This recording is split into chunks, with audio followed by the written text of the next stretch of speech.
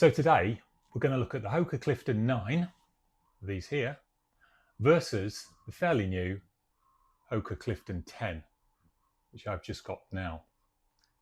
Now, the Clifton 9, I've had this for probably since January this year, and I've done 600 odd miles in it, which is probably too much. Should probably change them about every 300-400 miles, but these have lasted exceptionally well. If I look at them now, there is very little, well, there's no damage around the uppers, the heel. The jacquard shell is absolutely fine, perfectly intact.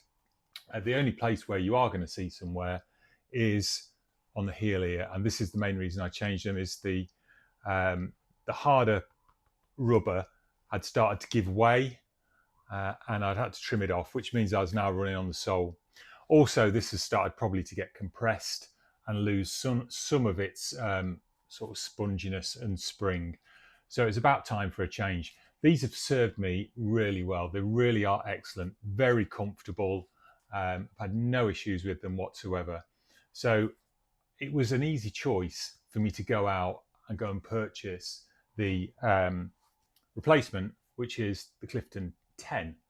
Now, have they made any changes to it is probably the big thing. And the answer is yes, they have made a fairly big change. Well, they would call it a fairly big change anyway.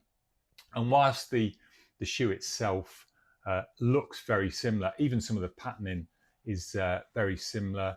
The upper mesh feels very similar. There's no difference that I can see to the tongue or around the heel, the support, the large support it has around the Achilles. And also on the bottom, the tread pattern is very, very similar. That said, they have made a significant change to these, and that is in stack height. So they have increased the stack height by 10 millimeters, 1 centimeter, which is a fairly big change. However, they probably think that they do have to make a change to them, otherwise there's no point in bringing out a 10 over a 9. But that's the change they've made. Now, just to go back and think, where does this sit in Hoka's lineup of shoes? Well, the Clifton 10 is definitely a daily runner.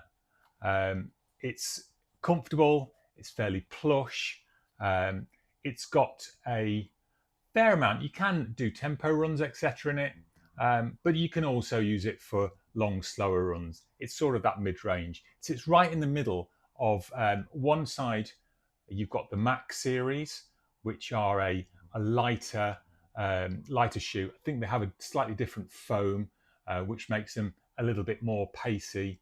They're not as plush as these as well, which adds to the lightness.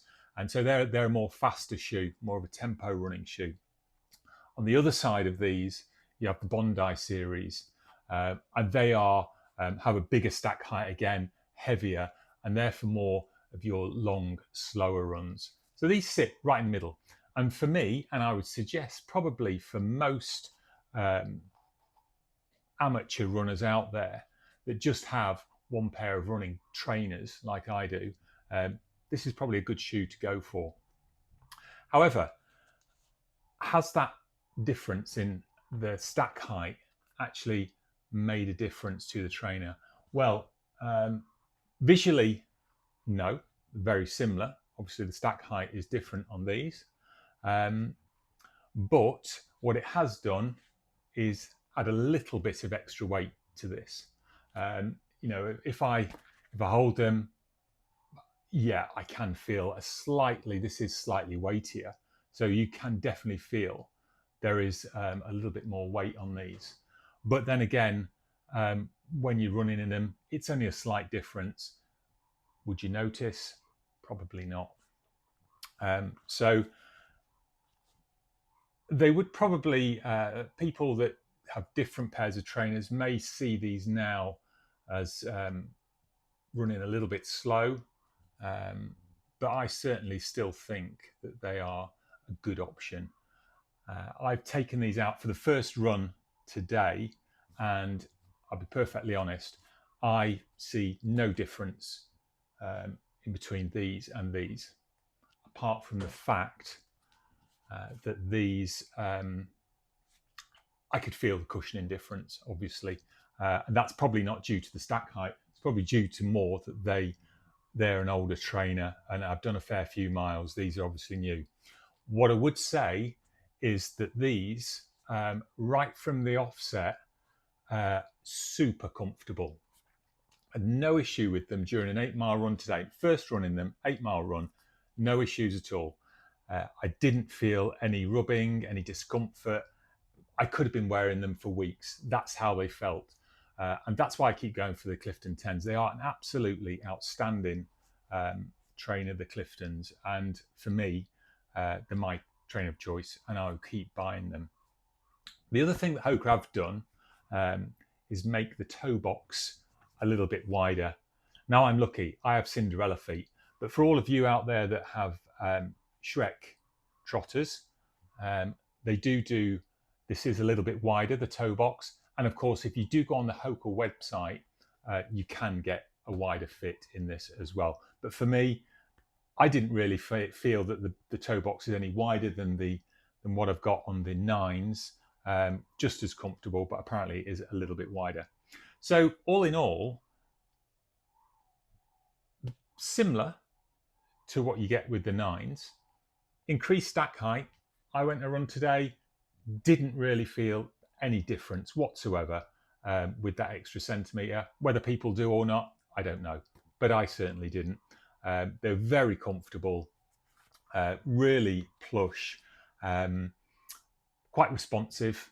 The foam is quite responsive, and also the reason I like these over the Max series is they're a little bit more durable. I've had some Max 3s and Max 4s, and I went through the heels on these.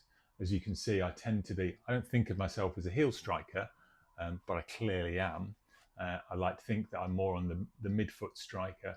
So another thing with these, I am going to try, I may do another video on this, is to adjust slightly where I strike and try and make a real effort to be more the mid striker. So try and move forwards onto the toe.